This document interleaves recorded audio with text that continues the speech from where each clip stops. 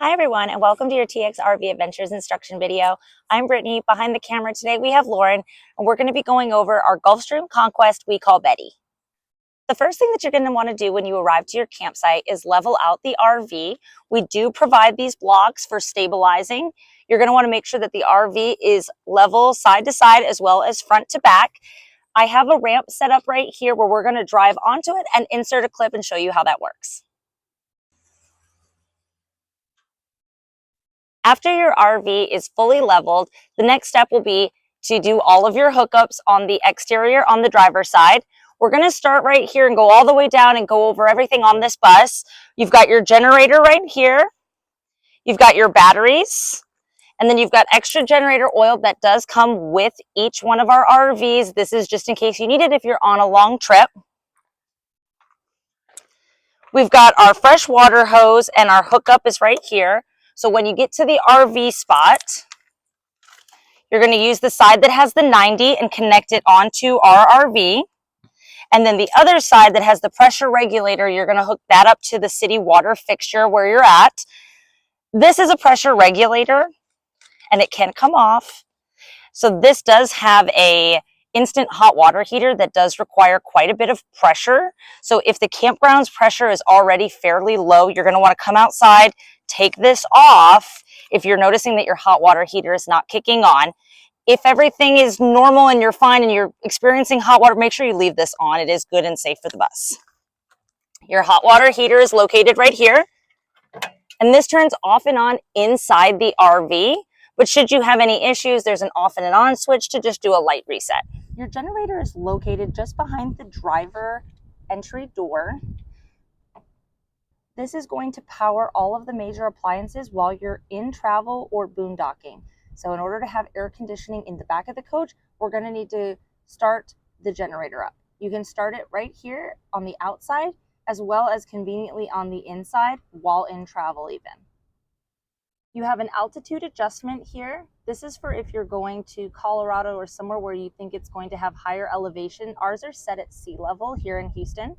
And when you come back down to Houston, make sure you drop it back down. Once you add the elevation back up, it allows the generator to get more fluid into it, okay? Because it requires more gas when it's going at higher elevations. It'll choke itself out if we don't. So drop it back down when you're finished. Next, there is a breaker just inside the generator behind the start. This is for if you forget to turn off any appliances or you overload this generator with too much power, it can trip the breaker. So if you notice your generator does have power, but you're not, or you notice it's on and you can hear it, but you're not producing any power to the inside of the RV, please come outside and check this breaker, as well as check the breakers that are inside the RV. We suggest that every 10 running hours that you come outside, take the cover off, and check the oil level on the RV. Be sure that the RV is totally level and that the generator has cooled down so the oil is cold so that we can get a true reading. So you've got a add section and a full section. It's kind of hard to see here because the oil's pretty clear right now.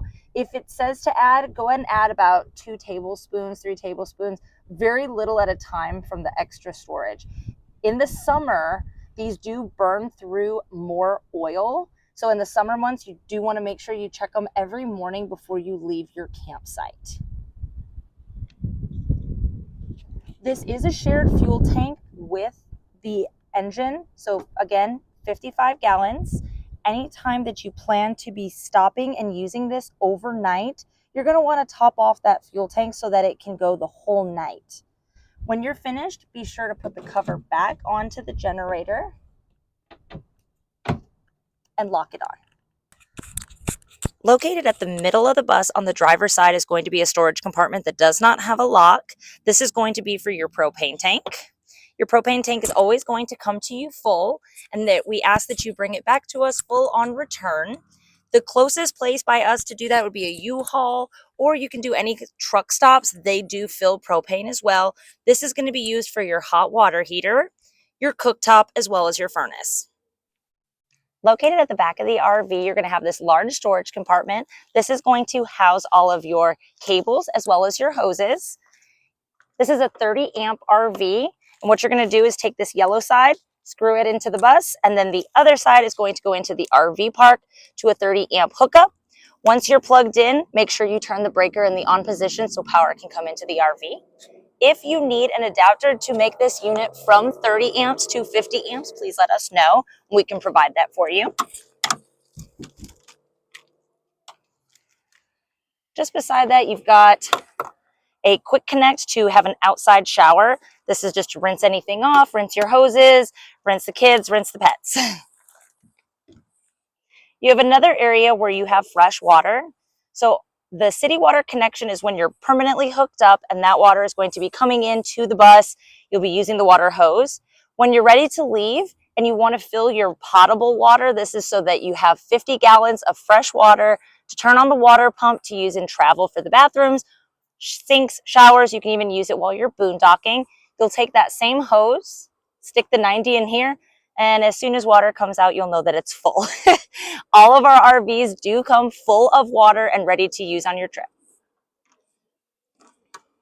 This is a gas motorhome. So you've got gas right here. This will always come to you full as well. You have a cable connection should you want to bring a coax cable if the campground that you're going to has cable. Next, we're going to go over how to use your sewer system. This RV has 2 tanks, one for your black sewer water and one for your gray, which is sink and shower. You have 2 separate handles. Make sure that both handles are in the closed position before removing the cap. Take this end, make sure a gasket is on it, and do a twist lock, locking this onto the pipe. This other end is going to go into the hole in the ground, either at the RV park or at a dump station. Once the hose is safely on, you're going to release one valve at a time. What I like to do is do the black first. Pulling towards you will release this water and have it all come out. We like to say that the tank should be almost 100% full. We want a lot of pressure behind it and a lot of water to help break down the toilet paper. If when you're ready to dump this, if there isn't enough water in this tank, go ahead and just flush the toilet for a little while, add a little bit of extra water and more pressure. Closing this off when you're finished, then pull your gray, which is for your sink and your shower. This tank actually fills the fastest because you're taking long showers or washing a lot of dishes. So to conserve as much water as possible, we're going to go over some of those things that'll help you inside in the RV. If you know that you're going to be taking 2 or 3 showers back to back, come outside and open this valve, letting it just drain out through the hose. That way it doesn't back up on anybody in the shower. When you're finished, make sure that you close this off. We don't want any smells or odors from the tank, from the campground coming back up through the pipes. When you're finished, make sure that you put the cap on, add a little bit of water back into this tank by flushing it and adding a little bit of soap. This will ensure that the tank is nice and clean and will be good for the rest of your trip. This RV is 30 feet long and 12 feet high. We do have the ladder here. We ask that you do not sit or stand on the roof. This is for our maintenance. We have a backup camera that will automatically come on when you are in reverse to help you watch your tow vehicle as well while you're driving. We do have a hook down below here for your hitch for a bike rack, or if you plan to tow, please let us know. This is a full pass-through storage. So the same compartment on the other side. If you have something really long, fishing poles or big pieces of luggage, this RV is perfect for that. We've got a large outside awning here. Pretty much the full length of the RV. This is perfect to provide shade. It does not stop rain. So if it is raining or high winds, please be sure to bring this in. Again, anytime you're not with the vehicle or if you're sleeping, always bring it back in. There is a switch located just above this door where it's automatic and will go in and out. Right here, you've got your outlets. If you need, bring a extension cord, or if you have any sort of radios, things like that, there's a GFCI on the inside. This will trip if it gets a little bit wet. You can do a reset. Another storage compartment here. These are all magnetic. And they just hold up like that. This RV sleeps 6 and will come with 6 camping chairs. Those are located in the storage. Before each trip, all of our RVs go through a maintenance check. We're going to check tire pressures, which you can read on the inside on the dash, as well as everything under the hood and all of your fluids. We do provide easy tags that are going to come on each RV. Now let's take a look on the inside.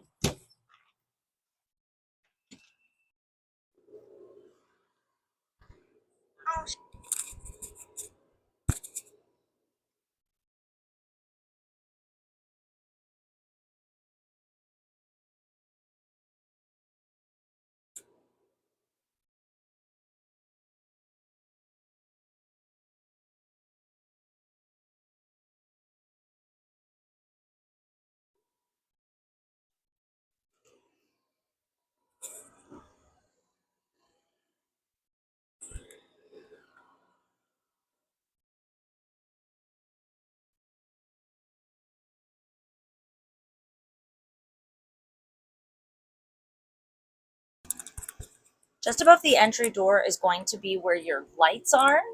You've got your awning light, your step light, porch and ceiling, hot water heater. When this is in the on position, you'll have a light here, and then you will be able to operate this hot water heater controls.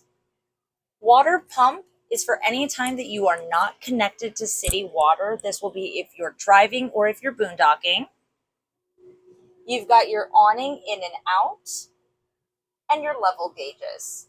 This will tell you how much is in each tank. You test them by pressing. So I'm going to press this fresh water here, and it shows that my fresh water is full. Then you've got your gray here. We've got 1/3 in there because we've got a little bit of watering chemicals. So this is how you'll check it throughout your trip. Next is your generator. This reads the time. We will check that when you start your trip and when you bring the RV back in. That's how you can tell how many hours you've used. This is a shared fuel tank, so your engine as well as the generator are sharing the 55-gallon fuel tank. Be sure that you have enough fuel in your tank before you start up the generator. Press down and hold the prime button for 30 seconds. Once you've pressed it down, go ahead and press and hold the start button until you hear it turn over.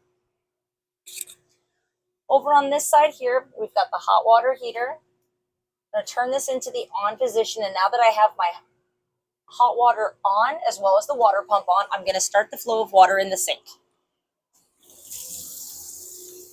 Once I start to provide water, you'll see I have water and the fan is turning, and then I have the propane symbol. This will take about 30 seconds to a minute to start heating up. If you notice that any one of these number of symbols is not firing on, please let us know. Again, you can do the reset on the outside or take off the pressure regulator to increase more flow so that this will turn on. Your RV rental comes with a few safety features. You have the fire extinguisher just beside the door, carbon monoxide and LP detector, breaker box. This is going to be for your main, your air conditioning, your GFCI. This is going to be the first place that you check if any one of the features on the bus is not working. Do a full reset, flip it back, as well as going outside to check that the main breaker is not tripped. Last but not least, you have the smoke detector located above the upper bed. All of our rentals come fully stocked. For a list of what is included, please visit the website. I've got plates and bowls and cups here, plenty of room for storage. You're going to use the cooktop. This is propane. I have a light here, and I'm going to show you how to start it. Pushing in and using the sparker on the left side. I'll do it one more time.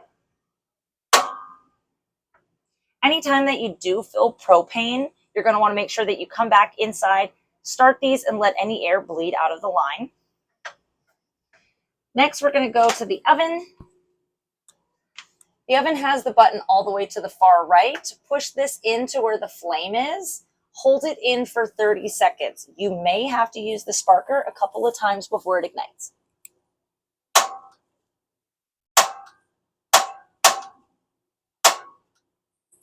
So once you've caught the flame, then you slowly adjust until it's all the way in.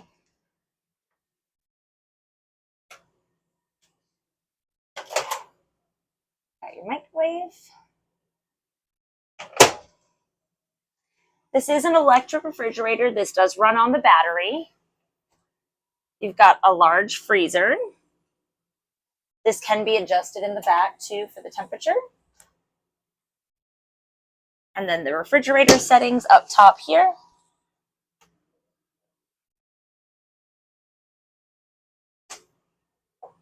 Please be sure to close it while you're in travel.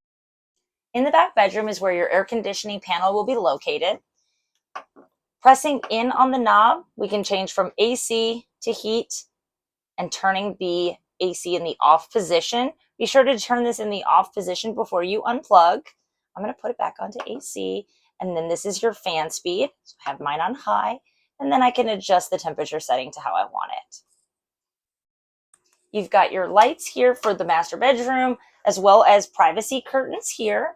There is another door here to the bathroom to give you privacy to the front while you're taking a shower. We have the television, extra storage above here. We've got blinds that'll drop down, and I'll show you here. A nice linen closet with some hanging space, as well as all the sheets, towels, and bedding for all the additional beds. As you can see, up next we have the shower. This RV is packed full of space and room. This has a magnetic door here that blocks off here, giving you the mirror, lots of room to get out and get ready, as well as a privacy door to this bedroom. You've got your shower that has the off-on switch on the head here. This is to conserve water while you are boondocking or anytime you're using the water pump. So you're going to want to set the temperature to where you like it, get yourself wet, and then stop the flow of water. Continue to do all the rest of your routine. When you're ready and time to rinse everything off, start the flow again, and then you use very little water. In the restroom, we have a cabinet up top here that provides all of our RV safe toilet paper. This will come with each reservation and can be purchased at any Walmart. We ask that no flushable wipes or any other items go down into the toilet. We provide a trash can below. When you're ready to use the restroom, you're going to put your foot on the pedal and push down partially. This will add water into the bowl. Filling it slightly, they travel with no water in them.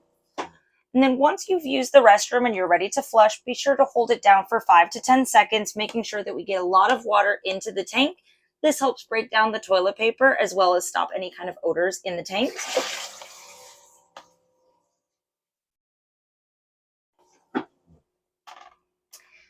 To the right here, you've got the GFCI reset.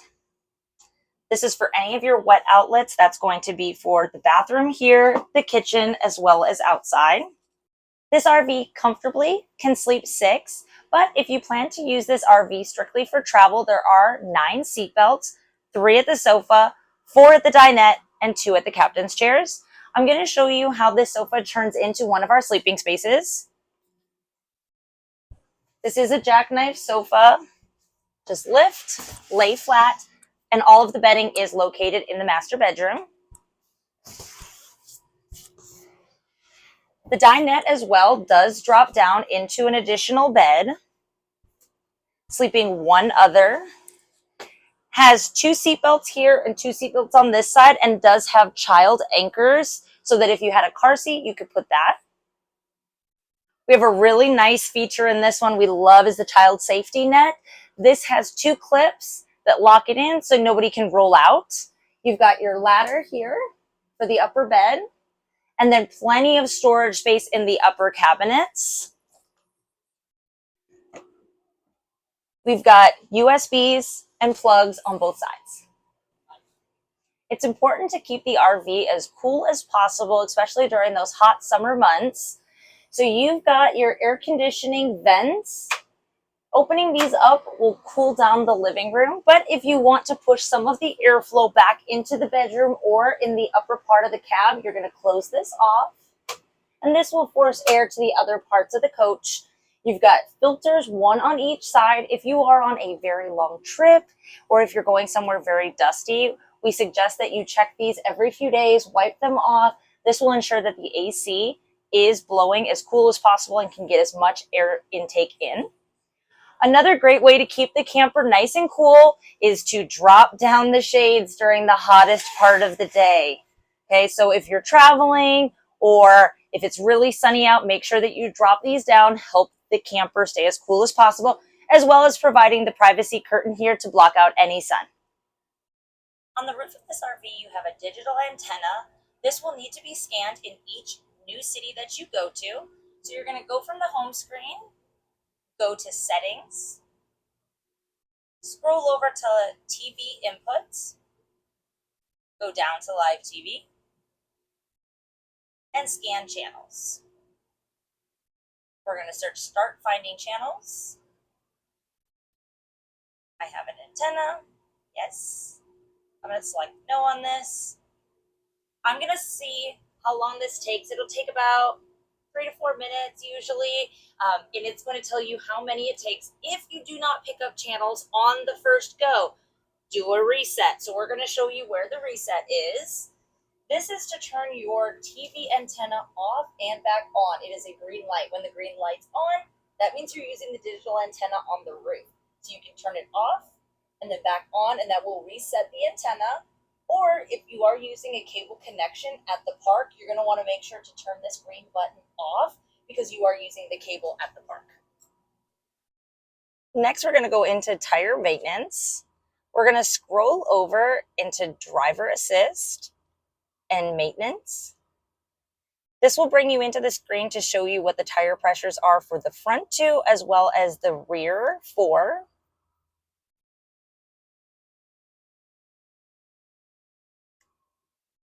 On the steering wheel, you have all of your controls to control the main dash up here, as well as the volume and controls, cruise control, and answering the phones.